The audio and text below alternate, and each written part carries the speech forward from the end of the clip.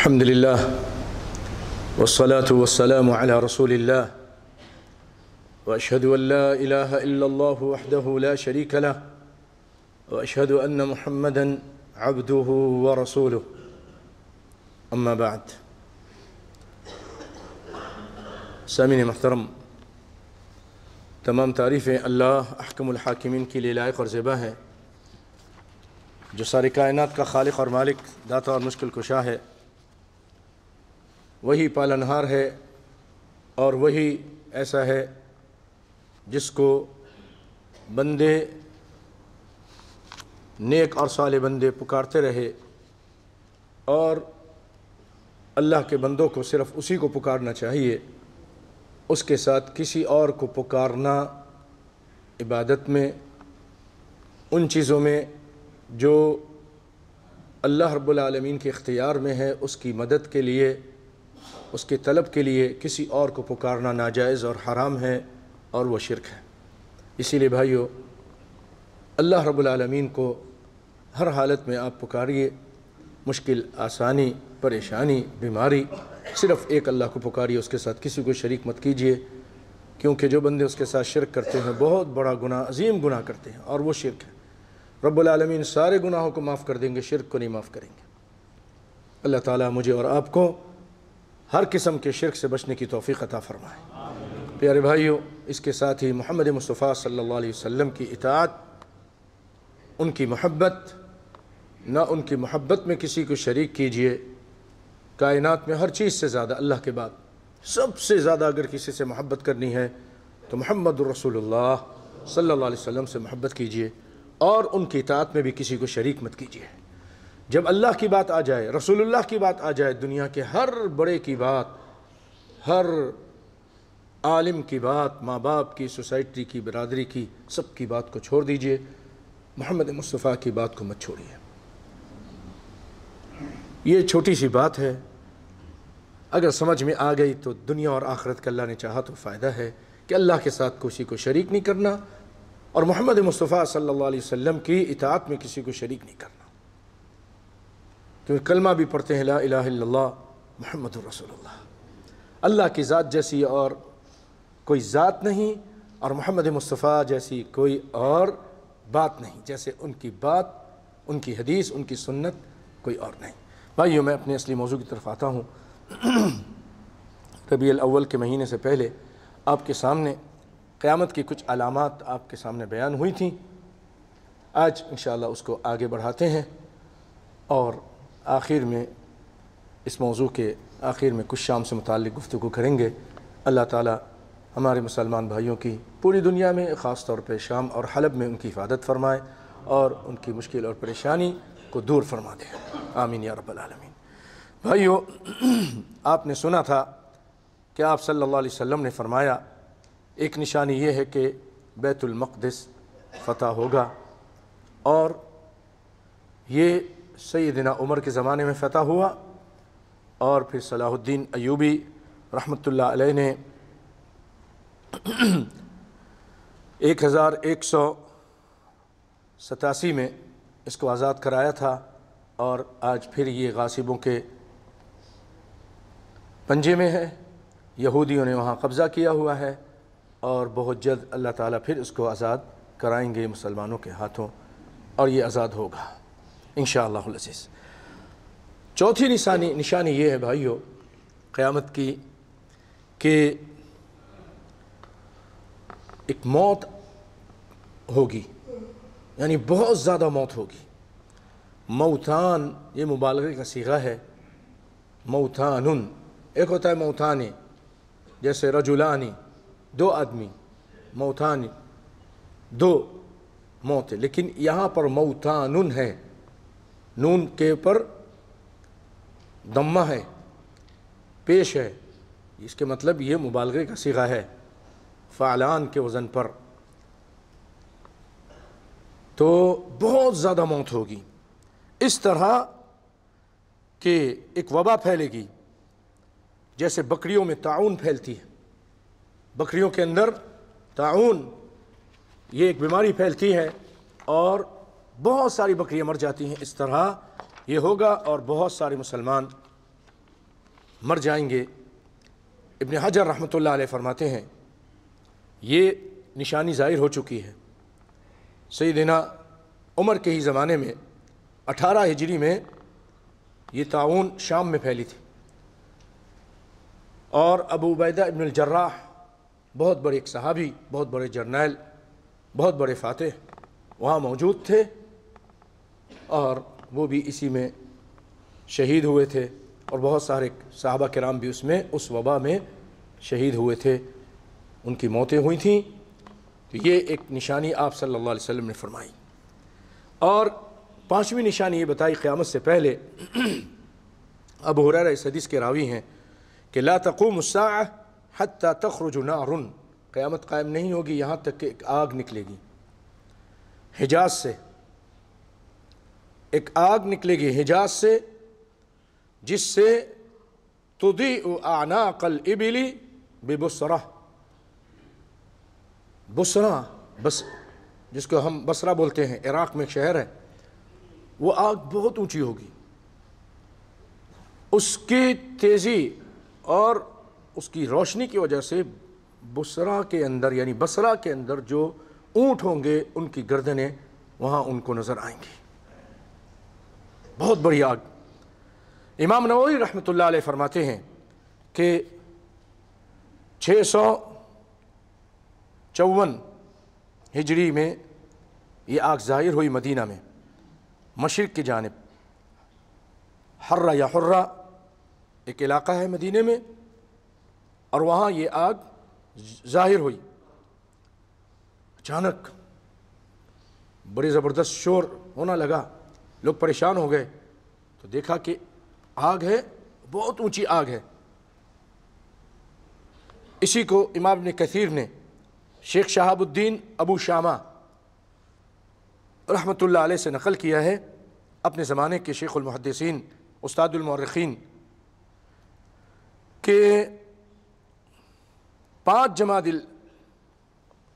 الاخر بروز جمعہ مدینہ منورہ کی ایک وادی میں آگ روشن ہوئی تھی، جس کی روشنی میں لوگ رات کو سفر کرتے تھے، اور یہ آگ 1 ماہ تک مسلسل جلتی رہی، یہاں تک کہ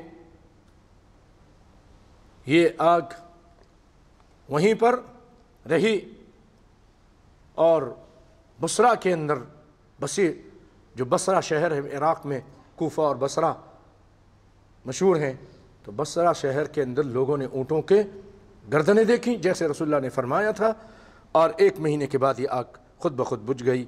لیکن یاد رکھیے کہ قیامت سے پہلے بھی ایک اور آگ ظاہر ہوگی جو لوگوں کو محشر کے میدان کی طرف ہانک کر لے جائے گی، پورے دنیا سے لوگوں کو جمع کرے گی، آگ چلے گی، لوگ آگے بھاگیں گے، لوگ جب تھک جائیں گے یہ بھی رک جائے گی، یہ آگ بھی ٹھہر جائے گی، اور جب وہ اپنی تھکن دور کر لیں گے پھر یہ آگ آگے بڑھے گی، تو لوگ آگے بڑھیں گے یہاں تک کہ ان کو محشر کی طرف لے جائے گی۔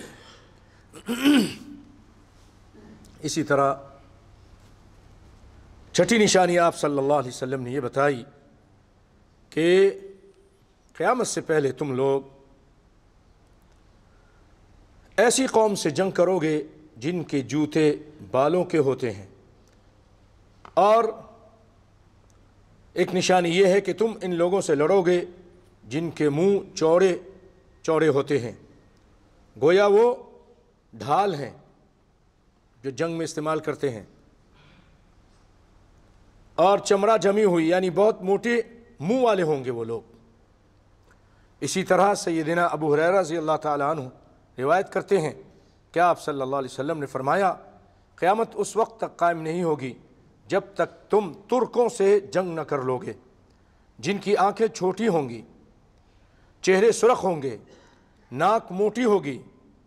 یہ آپ صلی اللہ علیہ وسلم فرما رہے ہیں ان کے چہرے ایسے ہوں گے جیسے تہبند چمڑا لگی ہوئی ہوتی ہے، اور قیامت اس وقت تک قائم نہیں ہوگی جب تک تم ایسی قوم سے جنگ نہ کر لوگے جن کے جوتے بالوں کے بنے ہوں گے۔ بھائیو، ان احادیث سے معلوم ہوتا ہے کہ قیامت کی ایک نشانی یہ ہے کہ مسلمانوں کی ترکوں سے جنگ ہوگی، اور ترکوں کی چند صفات بھی آپ نے بیان کی، اور پھر آپ صلی اللہ علیہ وسلم نے دوبارہ ایک قوم کے ساتھ جنگ کا ذکر کیا جن کے جوتے بالوں کے بنے ہوں گے۔ علامہ عینی رحمۃ اللہ علیہ اس کی توضیح کرتے ہوئے فرماتے ہیں کہ ترکوں میں یہی وہ لوگ ہیں کہ ترکوں میں سے ہی ہیں یہ لوگ۔ اور اس کے علاوہ مولانا داؤد راز ہندوستان کے ایک عالم گزرے ہیں اور بہت ساری انہیں شروحات لکھی ہیں، وہ ان کے بارے میں فرماتے ہیں کہ مختصر بات مجھے ان کی اچھی لگی، میں ان کو بیان کر رہا ہوں کہ ترکوں سے مراد وہ قوم ہے جو یافث بن نوح کی اولاد میں سے ہے۔ انہی قوم کو تاتار کہا گیا ہے، یعنی اصلی یہ تاتاری تھے جو طوفان اور آندھی کی طرح اٹھے تھے اور بستی کی بستی کو مٹاتے آ رہے تھے۔ یہ لوگ خلفاء کے عہد تک کافر تھے، یہاں تک کہ ہلاکو ترک نے، یہ بھی ترکی تھا، ہلاکو خان، عربوں پر چڑھائی کی، خلافت بنو عباسیہ کا کام تمام کر دیا، لیکن کچھ عرصے کے بعد یہ مسلمان ہو گئے، کچھ عرصے کے بعد یہ لوگ مسلمان ہو گئے۔ تو آپ نے فرمایا تھا کہ ان سے جنگ کرو گے۔ یہ ترک جو آج ہے، یہ بھی، اس کے علاوہ اس سے آگے جتنے بھی یہ علاقے ہیں، یہ سب اصل میں ترک کہلاتے ہیں۔ تو ترکی، یہ جو تاتاری تھے، یہ مغل، یہی لوگ تھے، اور مسلمانوں کے ساتھ ان کی جنگیں ہوئیں۔ ان کی آنکھیں چھوٹی چھوٹی ہوتی تھیں، چہرے بڑے ہوتے تھے، جیسے رسول اللہ نے فرمایا جوتیاں بالوں کی ہوتی تھی، جس طرح آپ صلی اللہ علیہ وسلم نے فرمایا اسی طرح یہ کچھ ہو کر رہا، تاریخ نے دیکھا۔ پھر اللہ تعالیٰ نے انہی کو مسلمان کر دیا اور انہوں نے پھر اسلام کا دفاع کیا۔ انہی میں سے بعض لوگ صفوی بنے اور انہوں نے پھر تباہی مچائی، اور بہت زیادہ مسلمانوں کو بعد میں، یعنی یہ رافضی بن گئے تھے ان میں سے بعض لوگ، تیمور لنگ وغیرہ، اور انہوں نے پھر مسلمانوں کو بہت نقصان پہنچایا۔ جیسا کہ عثمانی خلیفہ، جو ہمیشہ یہ لوگ کافروں سے جنگ کرتے تھے، عیسائیوں سے جنگ، یورپ میں یہ فتوحات کرتے تھے۔ غالباً ایک ان کا جو خلیفہ تھا، عباسی خلیفہ، عثمانی خلیفہ یزید یلدرم، یزید جو بجلی کی طرح چمکتا تھا اور کودتا تھا، حملہ کرتا تھا، بہت بہادر، یہ عیسائیوں کے ساتھ جنگ میں مصروف تھا کہ یہی ایشیا میں اس کے بیٹے کے ساتھ تیمور لنگ نے جنگیں شروع کر دیں۔ یورپ سے بہت بڑا فاصلہ تھا، اور پھر بیٹے کو پکڑ کر زندہ جلا دیا تھا، جس کی وجہ سے باپ وہاں پر اس کو بہت دکھ ہوا، اور وہ تیزی کے ساتھ واپس آیا، اور کیونکہ بچے کا غم تھا اور بہت ساری جگہوں پہ اس نے قبضہ کیا تھا، جس کی وجہ سے وہ جذباتی ہو گیا اور اس نے احتیاطی تدابیر چھوڑ دی۔ آتے ہی جنگ شروع کر دی، پہنچتے ہی یورپ کی سرحدوں سے ایشیا کی طرف جب پہنچا، وہیں پر اس نے آتے ہی آرام نہیں کیا، پلاننگ نہیں کی، منصوبہ بندی نہیں کی، جنگ شروع کر دی، اور جنگ بھی عام سپاہی کی طرح کرنے لگا، جذبات میں تھا، عام سپاہی کی طرح جنگ کرنے لگا، جس کی وجہ سے وہ گر گیا گھوڑے سے، اور بعد میں اس کو پکڑ لیا گیا، اور اسی تیمور لنگ نے اس کو قید کر کے اپنے ساتھ پنجرے میں رکھتا تھا۔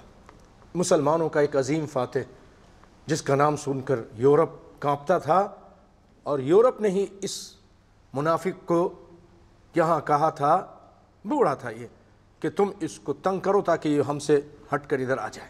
یہ عیسائی ایسی سازش کرتے تھے، تو ان کو تھوڑے دن کے لیے پھر آسانی ہو گئی، جان چھوٹ گئی، اور یہ یہاں پر قید ہو گیا۔ یہ اس کا حال تھا۔ پھر اسی کی نسل سے صفوی بنے، صفوی، اور انہوں نے بھی مسلمانوں پر بہت ظلم ڈھایا۔ تو آپ صلی اللہ علیہ وسلم جو فرمایا تھا کہ قیامت قائم نہیں ہوگی جب تک تم ان سے جنگ کر لو گے، اور ہوا۔ ان میں اچھے لوگ بھی تھے، بعد میں جیسے ہندوستان میں گئے مغل، انہوں نے وہاں پر مسلمانوں کے لیے کام کیا. کچھ اس کے اندر یہ تھے رفض تھا، رافضی تھے، اور کچھ اللہ کے فضل و کرم سے سنی تھے. بھائیو، آپ صلی اللہ علیہ وسلم نے یہ بھی فرمایا کہ بادروا بالاعمال فتنا كقطع الليل المظلم يضيء الرجل مؤمنا ويمسي كافرا يبيع دينه بعرض من الدنيا. آپ نے فرمایا کہ اعمال صالحہ کرنے میں جلدی کرو، اعمال صالحہ کرنے میں جلدی کرو، دیر مت کرو. نماز پڑھنے میں، روزہ رکھنے میں، قرآن پڑھنے میں، صدقہ خیرات کرنے میں، صلح صفائی کرنے میں، اچھے کام کرنے میں، حج کرنے میں، عمرہ، ان سارے کاموں میں جلدی کرو، کیونکہ اندھیری رات کے مانند فتنے نازل ہونے والے ہیں. فتنے آج دیکھ رہے ہیں ہم، فتنے پہ فتنے ہیں، فتنے پہ فتنے ہیں. گھر کے اندر فتنہ، مارکیٹ میں فتنہ، باہر فتنہ، بے شمار فتنے، نسأل اللہ العافیہ. اگر اسی حدیث پر گفتگو کرنے لگوں تو بھائیو پورا خطبہ اس پر لگ جائے پھر بھی اس کا حق ادا نہ ہو. فتنے ہوں گے، اس قدر فتنے کہ یمسی اور یصبح الرجل مومنا، صبح کے ٹائم آدمی مومن ہوگا، مسلمان ہوگا، ٹھیک ٹھاک ہوگا. ویمسی کافرا، شام کے ٹائم کافر ہو جائے گا، کافر ہو جائے گا، چھوڑ دے گا دین کو، مرتد ہو جائے گا. ویمسی کافرا، شام کو مسلمان ہوگا، ویمسی کافرا یبیع دینہ بعرض من الدنیا، دنیا کی وجہ سے، دنیا کے مال کی وجہ سے، عہدوں کی وجہ سے، دنیا کی ان غرض کی وجہ سے اپنے دین کو بیچ دے گا، دین بیچ دے گا، کافر ہو جائے گا. نسأل اللہ العافیہ. آپ صلی اللہ علیہ وسلم نے ایک موقع پہ فرمایا، سیدنا اسامہ بن زید فرماتے ہیں اشرف النبی صلی اللہ علیہ وسلم علی اطم من آطام المدینہ تھی. نبی صلی اللہ علیہ وسلم ایک اونچی جگہ پہ ایک اچھے سے محل نما گھر پر کھڑے ہوئے، چڑھے، اور پھر آپ نے آواز دے کر لوگوں سے کہا هل ترون ما ارا، او میرے صحابیوں، کیا تم وہ دیکھ رہے ہو جو میں دیکھ رہا ہوں؟ میں ایک چیز دیکھ رہا ہوں، کیا تم دیکھ رہے ہو؟ قالوا لا، انہوں نے کہا نہیں ہم نہیں دیکھ رہے. آپ نے فرمایا فإنی لأرى الفتن تقع خلال بیوتکم كوقع القطر، میں قطروں کے مانند فتنوں کو تمہارے گھروں میں اترتے ہوئے دیکھ رہا. نسأل اللہ، قطروں کے مانند آسمان سے بارش کے قطر گر رہے ہیں اور تمہارے گھروں کے اندر داخل ہو رہے ہیں فتنے. بھائیو، آج کتنے لوگ ایسے ہیں ٹھیک ٹھاک مومن مسلمان ہوتے ہیں، پیسے کی اللہ کی طرف سے آزمائش آتی ہے، پیسوں کی تنگی ہوتی ہے، قرض ہو جاتا ہے، بیماریاں آ جاتی ہیں، کوئی اور مسئلے ہو جاتے ہیں. اب اس کو حل کرنے کے لیے ہر جائز اور ناجائز کام شروع کر دیتا ہے. سود لے لے گا بینک سے جا کر، کسی اور جگہ سے، کسی اور سے، اپنے مسئلے کو حل کرنے کے لیے سود کی طرف چلے جائے گا، ناجائز کام کرے گا، قتل تک کر لیتے ہیں، دھوکہ دے دیتے ہیں، ناجائز قبضہ کر لیتے ہیں. ٹھیک ٹھاک مسلمان ہوتے ہیں، نمازوں کے پابند ہوتے ہیں، بعد میں پلٹ جاتے ہیں. بعض لوگ اسی پیسے کی وجہ سے، کتنے مسلمان ایسے افریقہ کے اندر، ہندوستان کے اندر، پاکستان کے پسماندہ علاقوں کے اندر، کتنے ہی مسلمان ایسے پیسے کی لالچ میں آ کر عیسائیوں کے، یہودیوں کے جو وہاں پلاننگ چل رہی ہے، ہاسپٹل بنا کر، اسکول بنا کر، اور اسی طرح یہ جو قوم ہے جو آج شام پہ ظلم کر رہی ہے، یہ بھی پیسے کی لالچ دے کر کتنے ہی لوگوں کو منافق اور کافر اور عیسائی اور یہودی بنا چکے ہیں. ان کو کہتے ہیں کچھ نہیں کرو، بس آؤ تم کو ہم اتنا پیسہ دیں گے، ہمارا ذکر سنو، ذاکر جو ذکر کرے گا وہ سنو، تم اپنے مذہب پہ رہو، کوئی مشکل نہیں، تم سنی ہو سنی رہو. وہاں ان کو پھر کھانا بھی کھلاتے ہیں. غربت ہوتی ہے، ان کے بچوں کو کہتے ہیں اپنے بچوں کو ہم پڑھائیں گے مدرسوں میں، اسکول میں، انہی کے اسکول ہوتے ہیں، اور وہی تعلیم دی جاتی ہے جو صحابہ کے گالیوں پر مبنی ہوتی ہے، شرک پر، کفر پر مبنی ہوتی ہے، قرآن کا انکار ہوتا ہے، اماں عائشہ کو گالی والی تعلیم ہوتی ہے۔ یہ ساری تعلیم وہ بچہ حاصل کرتا ہے، فری میں اسکول مل گیا، علاج ہاسپٹل میں، وہ کسان اور ہاری نہیں معلوم اس کو، وہ کہتا ہے میں سنی ہوں، وہاں جا رہا ہے لیکن سن رہا ہے اور اپنا سننی رہتا ہے، وہ بابا مر جاتا ہے، بچے پورے کے پورے یہی بن جاتے ہیں، عیسائی بن جاتے ہیں، یہودی بن جاتے ہیں، اور یہ بن جاتے ہیں منافق۔ یہ ہو رہا ہے۔ نبی نے صحیح فرمایا، اور اللہ کے فضل و کرم سے کچھ ایسے بھی ہوتے ہیں، ہمارے سامنے کا واقعہ ہے، قبر کا پجاری تھا، غیروں کا پجاری تھا، اللہ کے فضل و کرم سے کراچی کے اندر وہ قرآن و سنت کا ماننے والا بنا، پریشانیاں آئیں، اس کے اپنا لو میں چلتی تھیں، وہ اس کے اوپر پریشانیاں آئیں، خراب ہونے لگ گئے، اس کا بیٹا بیمار ہو گیا، شدید بیمار ہوا، یہاں تک کہ اس کی آنکھیں خراب ہو گئیں۔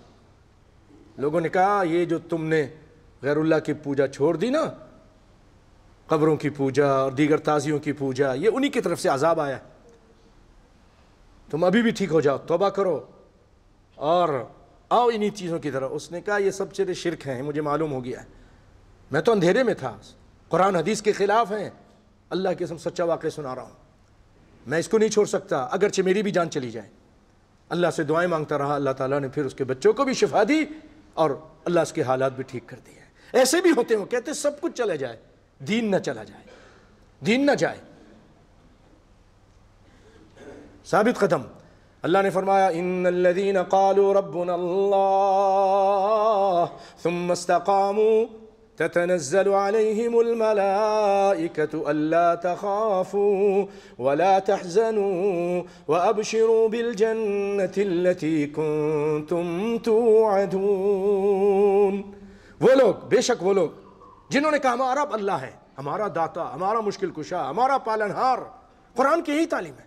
کوئی ایک آیت ایسی دکھا دیں کہ جس میں لکھا ہو کہ تم کسی اور نبی ولی کو پکارو، نہیں ملے گا، بلکہ یہ ملے گا کہ نبی ولی بھی اللہ کو پکارتے تھے، ایک اللہ کو پکارتے تھے، سارے نبی، اللہ ادعونی استجب لکم۔ ایوب نے کس کو پکارا؟ ایوب علیہ السلام نے اللہ کو پکارا، رب انی مسنی الضر وانت ارحم الراحمین۔ یونس علیہ السلام نے کس کو پکارا؟ ایک اللہ کو۔ ابراہیم نے کس کو پکارا؟ رب هب لی من الصالحین، اللہ کو پکارا۔ کائنات کے امام محمد مصطفیٰ نے کس کو پکارا بھائیو؟ ایک اللہ کو پکارا۔ بدر کا میدان ہے، بڑے پریشان ہیں، دشمن کا لشکر جرار موجود ہے، 313 یہ موجود ہیں، نہتے ہیں، تھوڑے سا اسلحہ ہے، ایک گھوڑا ہے صرف۔ آپ صلی اللہ علیہ وسلم اپنے چھپر میں چلے جاتے ہیں، جو آپ کا ٹھکانہ بنایا گیا کمانڈنگ کا کہ آپ وہاں سے کمانڈ کریں گے، وہاں بیٹھ کر اللہ کو پکارتے ہیں، اور کیا کہتے ہیں بھائیو؟ بخاری کی روایت ہے، آپ کہتے ہیں اللہم ان تہلک هذه العصابة فلن تعبد۔ اے اللہ، محمد تجھ کو پکارتا ہے، یہ بدر کے میدان میں مٹھی بھر کمائی لے کر آیا ہوں، 313 یہ صحابہ لے کر آیا ہوں، اور ادھر کفار کا لشکر جرار ہے، پورے اسلحے کے ساتھ آیا ہے قتل کرنے کے لیے، مارنے کے لیے، مدینے کی اینٹ سے اینٹ بجانے کے لیے۔ اللہ اگر یہ میرے ساتھی، یہ مٹھی بھر ساتھی مر گئے، قتل کر دیے گئے، اے اللہ زمین پر تیرا نام لینے والا کوئی نہیں ہوگا۔ اللہم انجز لی ما وعدتنی، اے اللہ جو مجھ سے آپ نے وعدہ کیا پورا کیجئے۔ آپ نے یہ دعا کی، اللہ سے مدد مانگی، بھائیو اللہ نے دعا سنی اور ان کی مدد کی، اور کم ہونے کے باوجود کافروں پر بھاری ہو گئے، کافروں کو بھاگنا پڑا، ذلیل ہوئے، ابو جہل قتل ہوا۔ تو پیارے بھائیو، سارے نبیوں نے ایک اللہ کو پکارا، اور یہ نبیوں کی تعلیم تھی۔ اسی لیے ہم کو بھی چاہیے کہ صرف اللہ کو پکارے مشکلوں میں، آسانی میں، اور یہی تعلیم ہے قرآن کی، یہی تعلیم ہے نبی صلی اللہ علیہ وسلم کی، کسی اور کو نہیں پکارا۔ تو مشکلوں میں کتنی بھی مشکل ہو، ایمان کو مت چھوڑیے۔ کہا ان الذین قالوا ربنا اللہ ثم استقاموا، جو کہتے ہمارا رب اللہ، ہمارا داتا اللہ، ہمارا مشکل کشا اللہ، ہمارا پالنہار اللہ، سارے بگڑیاں بنانے والا اللہ ہی، کوئی اور نہیں۔ تو پھر کیا ہوتا ہے؟ ثم استقاموا، اڑ جاتا ہے، ڈٹ جاتا ہے، طوفان آئے، آندھی آئے، مسئلے مسائل آئے، ڈگمگاتا نہیں۔ بھائیوں، سیدہ سمیہ رضی اللہ تعالی عنہ، سمیہ کمزور عورت، اسلام کی پہلی شہیدہ، اول شہیدہ، اور عمار کی والدہ، یاسر کی بیوی مسلمان ہو گئے۔ باپ بیٹے کو بھی تکلیف اسلام لانے کی وجہ سے، اسلام لانے کی وجہ سے بھائیوں، لیکن پیچھے نہیں ہٹے۔ دنیا کے لالچ میں یا اپنے آرام کے لیے باپ کو اور بیٹے کو پکڑ کر یہ کلمہ پڑھنے کی وجہ سے، توحید اپنانے کی وجہ سے، شرک کو چھوڑنے کی وجہ سے، وہ کسی کو پھر نہیں پکارتے تھے، کسی جن کو، کسی بت کو، کسی اور نبی ولی کو نہیں، تو وہ پکڑ کے ان کو رسی سے باندھ کر پانی کے اندر ڈال دیتے تھے۔ یترکون فی الماء حتی کاد ان یموت یخرجونہم من الماء، یہ سزا دیتے تھے، مرنے کے قریب ہو جاتے ان کو نکالتے تھے۔ جاء مرہ عمار الی النبی صلی اللہ علیہ وسلم، نبی صلی اللہ علیہ وسلم کے پاس آئے، ہلکت یا رسول اللہ، وما اہلک، کیا ہو گیا؟ قال یا رسول اللہ عذبونی ويعاقبوني كانوا فقالوا لي سب النبي، سب النبي، فسبيت يا رسول اللہ، سبيتك، رسول اللہ کو گالی دیجیے۔ کہا اللہ کے رسول، جان بچانے کے لیے گالی دی میں نے، صرف جان بچانے۔ آپ نے کہا تمہارے دل کے اندر کیا ہے؟ دل کے اندر ایمان ہے، دل کے اندر ایمان ہے۔ اللہ اکبر۔ آپ صلی اللہ علیہ وسلم فرمایا ان عادوا فعد، اپنی جان بچانے کے لیے، صرف ان کو دکھانے کے لیے اگر تم اس طرح کر لو تو کوئی مشکل نہیں۔ اللہ اکبر۔ قرآن پاک میں آیت ہے سورۃ نحل میں، انشاءاللہ وہ آپ کو سناؤں گا بعد میں۔ تو بہرحال بھائیوں، سیدہ سمیہ یہ عذاب دیتے رہے مسلسل۔ خبیب رضی اللہ تعالی عنہ کو جلتے ہوئے کولے پر لٹاتے تھے، کوئلے ہوتے نا، آگ، یہاں تک کہ ان کے پیٹھ سے چربی نکل کر وہ آگ انگارے بجھ جاتے تھے۔ سوچئے کتنی تکلیف ہوتی تھی۔ بلال کو زمین پہ گھسیٹتے تھے، مارتے تھے، گالی دیتے تھے، گلے میں رسی ڈال کر مکے کے گلیوں میں پھراتے تھے۔ ان الذین قالوا ربنا اللہ ثم استقاموا، ڈٹ گئے، اڑ گئے۔ پہاڑ ہل سکتا ہے، یہ مسلمان ہل سکتا نہیں۔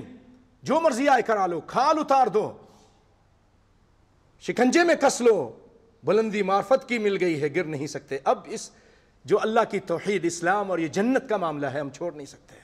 بھائیو، اس عورت کو پکڑا، سمیہ کو، بڑھیا عورت، کیونکہ یہ مکے کے اندر یہ ایک قسم کے مہاجر تھے، اصلی نہیں تھے وہاں کے، باہر سے آئے تھے۔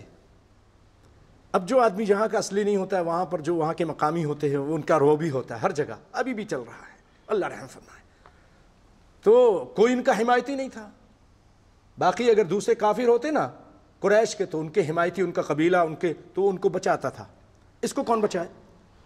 سمیہ کو ایک دن پکڑا ظالم ابو جہل نے، ان کے ایک ٹانگ ایک طرف رسی باندھی، ایک ٹانگ میں رسی باندھ کے ایک اونٹ کے ساتھ باندھی، دو اونٹ لٹا دیا زمین پر، زمین پہ لٹا دیا، ایک ٹانگ ادھر باندھی، ایک اونٹ کے ساتھ باندھ دی۔ بھائیوں، تصور میں آپ یہ نقشہ لائیے، لیٹی ہوئی ہیں۔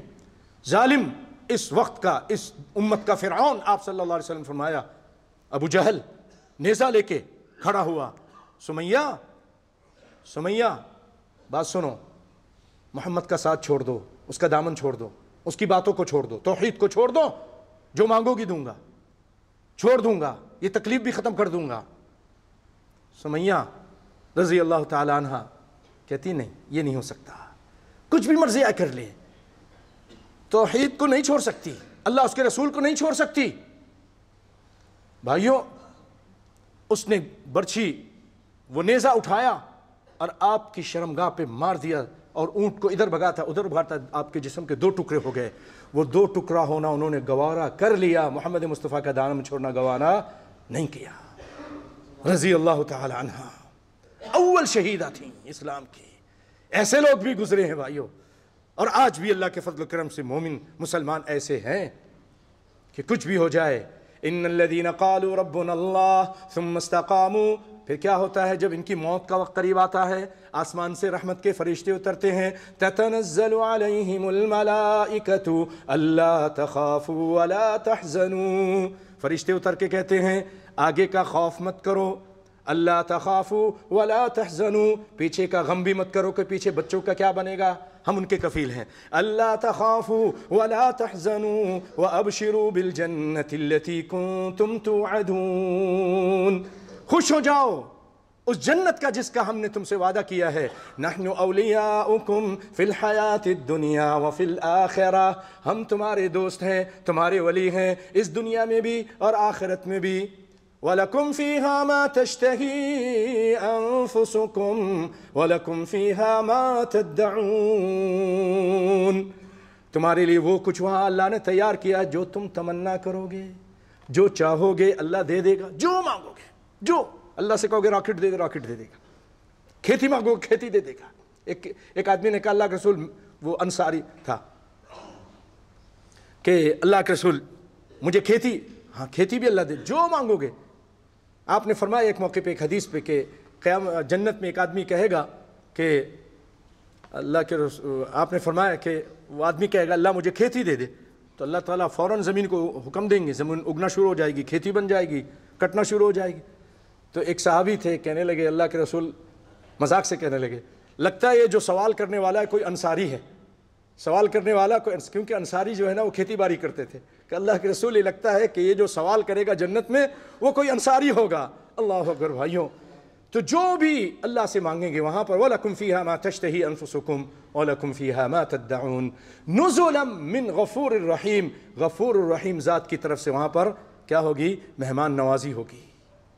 تو بھائیو ایسے لوگ بھی اللہ کے فضل و کرم سے گزرے ہیں کہ جو ایمان پر ڈٹے ہوئے ہیں، اس کو سنبھال کے رکھا ہے، دنیا ان کے سامنے کچھ نہیں ہے، ان کو پتہ ہے کہ یہ ویسے نہیں تو ایسے موت آ جائے گی، موت تو آنی ہی ہے، اگر اس ظالم کے ہاتھ آ گئی تو شہید ہو جائیں گے، اپنی ایمان کو نہیں بیچتے ہیں، ایمان پر قائم رہتے ہیں۔ اگر اس ظالم کے ہاتھ نہیں مروں گا بعد میں اپنی موت، مرنا تو ہے، دنیا کی ساری چیزیں چھوڑنی ہیں، اسی وجہ سے ایمان پر قائم رہتے ہیں اور اللہ کی جنت کا سودا دنیا کی اس حقیر چیز سے نہیں کرتے۔ اسی لیے آپ صلی اللہ علیہ وسلم صحیح فرمایا کہ الا ان سلعۃ اللہ غالیہ، اور پھر آپ نے فرمایا الا ان سلعۃ اللہ الجنہ، آپ نے فرمایا شروع میں، اس حدیث کے شروع میں ہے من خاف ادلج ومن ادلج بلغ المنزل، جو مسافر جس کو ڈر ہوتا ہے کہ میں جلدی اپنی جگہ پہ پہنچنا ہے تو وہ صبح سویرے اٹھتا ہے، صبح سویرے تیاری کرتا ہے، بھئی ریل نکلنی جائے گی، جلدی سے اسٹیشن پہنچ جاؤں، گاڑی نہ نکلنا جائے اور جہاز نہ نکل جائے، ٹائم سے پہنچ جاتا ہے، آپ نے یہی فرمایا۔ اور پھر اس کے بعد فرمایا کہ لوگوں اللہ کا سودا بھی بڑا مہنگا ہے، اللہ کا سودا جنت ہے، اللہ کا سودا جنت ہے، اور کبھی کبھی اس کے لیے اللہ رب العالمین جان مانگتے ہیں، ان اللہ اشترى من المؤمنین انفسهم واموالهم بان لهم الجنہ، اللہ تعالیٰ نے مومنوں سے ان کی جان خرید لی ہے، ہم نے اپنی جانیں بیچ دی ہیں اللہ کے لیے، اب یہ کسی اور کے لیے نہیں ہے، اللہ نے خرید لی، کیونکہ خریدار کون ہے؟ خریدار اللہ ہے، ٹھیک ہے۔ آپ دیکھیں پورے قرآن پاک میں جہاں بھی اللہ تعالیٰ نے کیا فرمایا؟ وَجَاهِدُوا فِي سَبِيلِ اللَّهِ بِأَمْوَالِكُمْ وَأَنفُسِكُمْ، لوگوں تم جہاد کرو، خرچ کرو اپنے مال کو، اپنے مال سے، اپنی جان سے۔ توجہ دیجئے، قرآن کو سمجھیے، پورے قرآن میں آپ دیکھیں گے ایسے ہی ہے۔ کیوں؟ ہم لوگوں کو جان بہت پیاری ہے، انسان کو جان بہت پیاری ہوتی ہے، بعض انسانوں کے اندر اور اکثر انسانوں کے اندر ان کو مال بہت پیارا ہوتا ہے، مال، تو اللہ تعالیٰ نے اس کو مال پہلے خرچ کرنے کے لیے کہا، جاہدوا فی سبیل اللہ باموالکم۔ بہت سارے لوگ ایسے ہوتے ہیں نا، جان چلی جائے لیکن چمری جائے دمری نہ جائے، چمری یعنی جان چلی جائے لیکن پیسہ نہ جائے، ایسے ہوتے ہیں، پیسہ نہیں خرچ کرتے، لیکن اسی لیے اللہ تعالیٰ نے کہا کہ پہلے جاہدوا فی سبیل اللہ باموالکم، اپنے مال سے جہاد کرو اور اپنے جانوں سے جہاد کرو، جہاد کا ذکر بعد میں کہا۔ لیکن سورۃ توبہ کی اس آیت میں جو ابھی آپ کے سامنے پڑھی، ان اللہ اشتری من المؤمنین انفسہم، اللہ نے خرید لیا ہے مومنوں سے، کیا خریدا؟ مال، بلڈنگیں، کارخانے نہیں، اس کو پتہ ہے یہ سب بیکار چیزیں ہیں، یہ تو کچھ بھی حقیقت نہیں ہے، جان قیمتی ہے، اللہ خریدار ہے، جو خریدنے والا اگر عقل مند ہوتا ہے تو اچھی چیز خریدتا ہے۔ آپ بھی جاتے ہیں مارکیٹ میں، آپ کوشش کرتے ہیں سب سے اعلیٰ اور نفیس چیز خریدیں۔ اللہ نے بھی ہم سے جو ہماری پاس نفیس چیز ہے وہ کیا ہے؟ جان۔ پورے قرآن پاک میں یہ ایک آیت ہے جس میں اللہ تعالیٰ نے جہاد کے ذکر میں پہلے جان کا ذکر کیا ہے۔ جان اللہ تعالیٰ نے ہم سے خرید لیا، ہم نے جب کلمہ پڑھ لیا تو یہ جان اب ہماری نہیں، اللہ کی، اللہ کی امانت اس نے دی ہے، اس کے راستے پہ اس کو خرچ کرنا ہے۔ اللہ اکبر بھائیو، تو اس کو اللہ ہی کے راستے میں لگائیے، دین پر صادق ثابت قدم رہیے۔ پیارے بھائیو، اور بھی انشاءاللہ بیان ہے جو اللہ نے چاہا تو میں انشاءاللہ آپ کے سامنے بعد میں اس کو آپ کے سامنے بیان کروں گا۔ آئیے میں نے کہا آپ کو کچھ شام کے بارے میں گفتگو کرتا ہوں۔ نبی کائنات صلی اللہ علیہ وسلم فرماتے ہیں شام کے بارے میں، الا وان الایمان حین تقع الفتن بالشام، جب فتنے عام ہو جائیں گے، بہت فتنے ہوں گے، ایمان شام کے اندر ہوگا۔ شام کے اندر، شام بڑی برکت والی جگہ بتائی ہے۔ اللہ اکبر۔ زوال فتن الشام یتلوہا نصر الاسلام، جب شام کے فتنے یہ ختم ہو جائیں گے تو اللہ نے چاہا تو یہ فتنہ ہو رہا ہے بہت عرصے سے، 5-6 سال سے حلب کو تباہ کر دیا، بم مار رہے ہیں سارے منافقین مل کر، سارے شیطان، دونوں پاور مل کر دونوں کھیل کھیل رہی ہیں۔ متحدہ تماشا دیکھ رہی ہے، ہاتھ پہ ہاتھ رکھ کر کہتا ہے مجھے بڑا افسوس ہوا ہے، بن کی مون، یہی نام ہے نا اس کا، مجھے بڑا افسوس ہو رہا ہے، افسوس ہو رہا ہے، تیرے پاس بڑی طاقت ہے، اس یوز کر، تیمور کو الگ تو نے کیا، آزاد کرا دیا، سارے معاملات تو نے حل کرا دیے تیرے اقوام متحدہ نے، یہ مسئلہ حل نہیں ہوتا کشمیر کا، فلسطین کا، جہاں مسلمان ہیں وہ مسئلہ حل نہیں ہوتا، وہاں بہت افسوس ہو رہا ہے، صرف افسوس سے کام چلاتے ہیں، ڈرامے بازی کرتے ہیں سارے کافر، الکفر ملہ واحدہ، یہ کافر جتنے بھی ہیں بھائیوں آپس میں لڑنا چھوڑ دو، یہ میں فلان فلان، ہم سب ایک ہیں، ہم سب ایک ہیں اللہ کے فضل و کرم سے، بریلوی ہو، دیوبندی ہو، قرآن و سنت کے ماننے والے اہل حدیث ہو، سب ایک ہیں ہم لوگ۔ یہ ہم جب آئیں گے نا تو یہ نہیں دیکھیں گے کون ہے، حلب میں یہ نہیں دیکھ رہے ہیں، سب کو مار رہے ہیں، اسی لیے اتفاق کو، اتحاد کو، واعتصموا بحبل اللہ جمیعا، اس کو اپنائیے، یہ چھوٹی چھوٹی باتوں کو چھوڑیے، یہ ان کے فتنے ہیں، یہ سارے فتنے، کتنا وہ کہاں بیٹھا ہے، افغانستان میں ذلیل ہوا، انشاءاللہ العزیز آپ کی دعاؤں سے اللہ نے چاہا تو پھر یہ شام میں بھی ذلیل ہوگا، تباہ و برباد ہوگا انشاءاللہ، سب کہیں انشاءاللہ۔ کہاں سے آیا یہ روس، اور جا کر ان مسلمانوں نے ہتھے مسلمانوں کو مار رہا ہے، پورے حلب کو بند کر دیا بارڈر، کہا کہ تھوڑے سے ٹائم کے لیے نکل جاؤ، لوگوں کو پتا تھا، ان کے شیطان بیٹھے تھے راستے میں، نکلیں گے تب، یہاں رہیں گے تو مریں گے، انہوں نے کہا اس سے بہتر نکلنے سے یہیں پر اپنے گھروں میں مرو، نسأل اللہ العافیہ۔ تو آپ نے فرمایا ایمان جو ہے یہ الا وان الایمان حین تقع الفتن بالشام، ایمان یعنی بہت زیادہ ایمان، دوبارہ مسلمانوں کو قوت حاصل ہوگی جب شام کا یہ فتنہ ختم ہوگا۔ اور سنیے آپ نے فرمایا اذا فسد اہل الشام فلا خیر فیکم، اگر شام کے لوگ خراب ہو گئے، ایمان ان کا ختم ہو گیا تو تمہارے اندر کوئی بھلائی نہیں، پھر کوئی بھلائی نہیں رہے گی۔ اور فرمایا کہ ینزل المسیح، عیسیٰ علیہ السلام اتریں گے، اور آسمان سے کہاں اتریں گے پتہ ہے؟ شام میں، دمشق کی جامع مسجد کی شرقی مینار پر اتریں گے، فرشتوں کے سہارے کے ساتھ ملک شام میں اتریں گے عیسیٰ علیہ السلام۔ اور ثم تصرف الملائکہ، اور یہ جو دجال ہے یہ بھی آئے گا، یہ بھی آئے گا دنیا میں، عیسیٰ علیہ السلام بھی اتریں گے۔ اب یہ دجال پوری دنیا میں دورہ کرے گا، اس کے بعد اس کو فرشتے اللہ کے مکہ اور مدینہ نہیں داخل ہو سکے گا، مکہ مدینہ داخل نہیں ہو سکے، وہاں فرشتے کھڑے ہوں گے، پھر اس کو فرشتے ہکا کر شام کی طرف لے جائیں گے، شام کی طرف، یہ جو جہاں پر آج یہ یہودیوں کی حکومت قائم ہے، صہیونی حکومت، یہاں پر لد مقامی جہاں ان کا ایئرپورٹ بنا ہوا ہے، وہاں یہ پہنچے گا، عیسیٰ علیہ السلام پیچھے سے، یہ شام میں ہی ہے، پیچھے سے پہنچ کر اس کو ماریں گے، اپنے ہاتھ سے قتل کریں گے، وہاں پر یہ قتل ہوگا ملک شام میں ہی۔ اور یہ اتنا پیاری، ملک شام اتنی پیاری جگہ ہے، آپ نے فرمایا یا طوبی للشام تلک ملائکۃ اللہ باسطوا اجنحتها علی الشام، شام تیرے کیا کہنے، بڑی مبارک جگہ ہے.